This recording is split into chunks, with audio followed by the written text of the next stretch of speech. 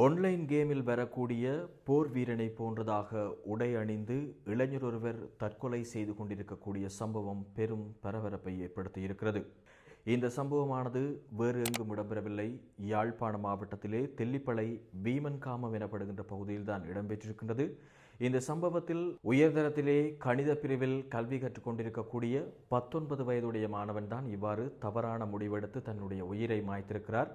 இவருடைய குடும்ப பின்னணி தொடர்பாக பார்க்கின்ற போது மேலும் சோகத்தை ஏற்படுத்தி இருக்கக்கூடிய ஒரு சம்பவமாகத்தான் மாறியிருக்கின்றது. காரணம் என்னென்று சொல்லி சொன்னால், இவருடைய வீட்டிலே இவரை தவிர ஏனையவர்கள் அனைவரும் விசேட தேவையுடைய நபர்களாக இருப்பதாகவும், இவர்தான் அந்த குடும்பத்தை தாங்கிக் கொண்டிருக்கக்கூடிய ஒரு முதுகெலும்பாக இருக்கக்கூடிய நபர் என்பதாகவும் தெரிய வருகின்ற நிலைமையில் இந்த மாணவன் ஆன்லைன் கேமுக்கு அடிமையாகி தன்னுடைய முடிவை தேடியிருக்கிறார். உண்மையில் இந்த விடயம் தொடர்பில் யோசித்து பாருங்கள். சாதாரண தரத்திலே சிறந்த பெறுபேற்றை பெற்று உயர்தரத்தில் கணித பிரிவில் கல்வி கற்றுக் கொண்டிருந்த மாணவன்தான் இவ்வாறு தன்னுடைய குடும்பத்தையும் ஏமாற்றி அவர்களை நிற்கதியில் தவிக்க விட்டுவிட்டு தற்கொலை செய்ய தூண்டியிருக்கிறது இந்த ஆன்லைன் விளையாட்டுகள்.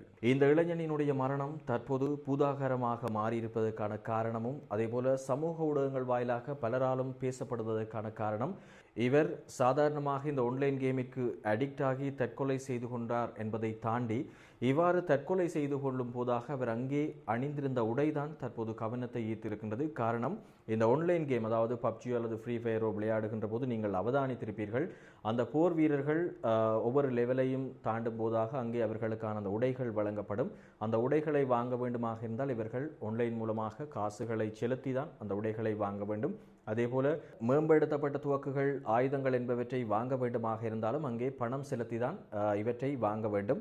இதன் காரணமாகத்தான் இந்த ஆன்லைன் கேம்ஸ் மூலமாக அதிகமான பெற்றோர் தங்களுடைய பணத்தை இழந்தார்கள் என்பது தொடர்பாகவும் நீங்கள் செய்திகளை பார்க்கக்கூடியதாக இருந்திருக்கும். அதே போன்றதாகத்தான் இந்த மாணவனும் இவ்வாறு இதற்குள் அடிக்ட் ஆகியிருக்கின்றார்.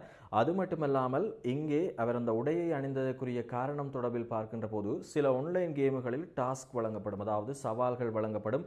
நீங்கள் இந்த டாஸ்கை, இந்த விடயத்தை நீங்கள் முடித்தால்தான் அடுத்த லெவலுக்கு செல்லலாம் என்பதாக சில டாஸ்க்குகள் வழங்கப்படும்.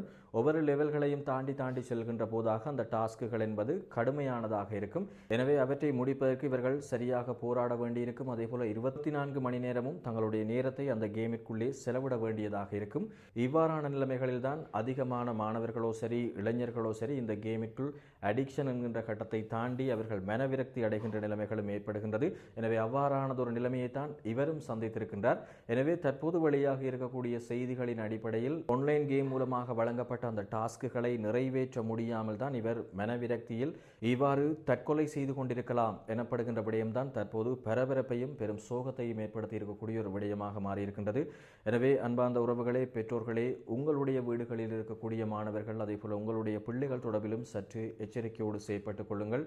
உங்களுடைய பிள்ளைகளுக்கு அல்லது மாணவர்களுக்கு தொலைபேசியை ஜூம் கிளாஸ் அல்லது கல்வி திட்டங்களுக்காக கொடுக்கின்றீர்கள் என்று சொல்லி சொன்னாலும் அவர்கள் அந்த தொலைபேசியில் என்ன விடயங்களை செய்கின்றார்கள், எதற்காக பயன்படுத்துகின்றார்கள், எவ்வளவு நேரம் அதற்காக தங்களுடைய நேரங்களை ஒதுக்குகின்றார்கள் என்பது தொடர்பில் சற்று நீங்களும் எச்சரிக்கையோடு செயற்பட்டுக் கொள்ளுங்கள்.